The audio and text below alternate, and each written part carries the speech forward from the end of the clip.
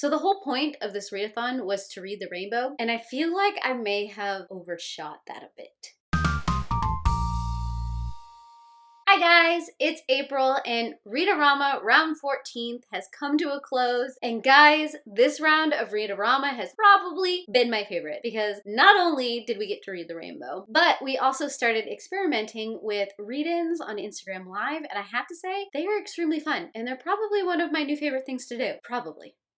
Most likely. So for this round of Readorama, the challenge was to read the rainbow, to read 7 different colors, to read 7 books, and to read 1 book with Rama in the title or the author's name, or a combination of both. And I read all 16 of these. I got all the colors done, and one of these does have Rama in it. So I can say I successfully completed this round of Readorama. Like I said, I ended up reading 16 books. For those 16 books, I read 582 pages. I ended up reading 4 hours total for the week for this readathon, which means my pages per hour was about 146 pages. I was reading about 83 pages a day, and it took me about half a day per read. But with all of those fun stats out of the way, what did I actually read? So if you want the full breakdown of everything I actually read, I have a vlog for the whole week where you can get an in-depth analysis of everything I read. But I read all 16 of the Time Lord fairy tales. This is a range of retellings of fairy tales, of classic literature, but with a Time Lord twist, or a time travel twist, or a sci-fi twist. It takes the Doctor Who show and then it adds those characters into a lot of the fairy tales and stories that you know in these nice little bite-sized reads. Each of these reads ended up ranging anywhere between 36 and 37 pages, which is why I was able to get through them relatively quickly. Probably my favorite of these retellings were the ones that contained the Doctor himself in various different forms. He showed up in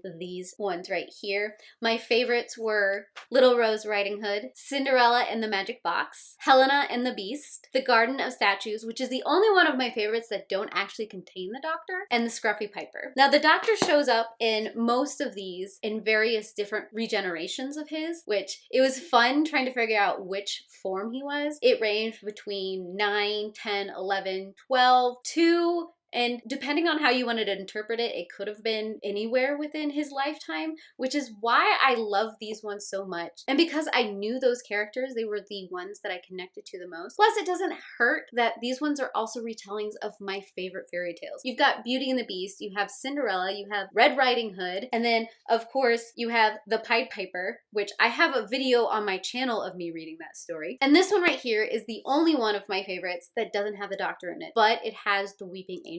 And if you have seen Doctor Who, or if you know anything about the Whoverse, the Weeping Angels are one of the creepiest and one of my favorite aliens of all time. I may or may not have a tattoo that was slightly inspired by Weeping Angels, but that is a different story. Otherwise, I ended up rating these stories anywhere between 3 and 5 stars. They tended to fluctuate. Some of them were a lot better than others. If you want the full breakdown, feel free to look at my Goodreads account. I will also leave the information down below as well. I don't think it makes sense for me to go into each of these stories right here in this wrap up because they are such small and short reads. I could tell you these stories in the amount of time it takes to summarize these stories, if that even makes sense. But the week of Readorama was a very good reading week with me, and I love doing it and seeing all of you guys participate, being part of the Twitter sprints, and trying out the new Instagram read-ins. Are you just gonna purr? Not right now, hun. Not right now. Thank you. Tell me down below if you participated in Readorama, how you did, what you liked best about all of it. We're thinking about changing things up a little bit on the next round, and if you have any ideas, leave them down below, and I heart your beautiful faces.